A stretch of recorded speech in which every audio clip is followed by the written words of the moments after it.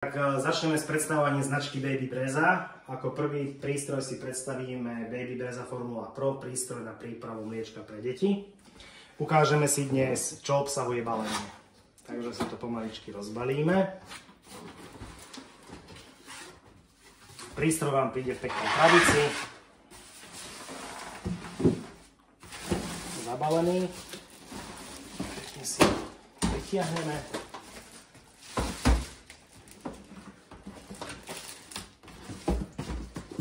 V krabici sú návody plus odkvapová tácka.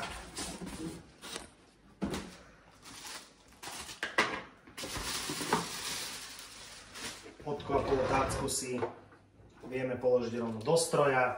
Je tu zásobník na prášok, zásobník na vodu. To znamená, stačí nasypať prášok, zapojiť do elektriky a môžeme to používať.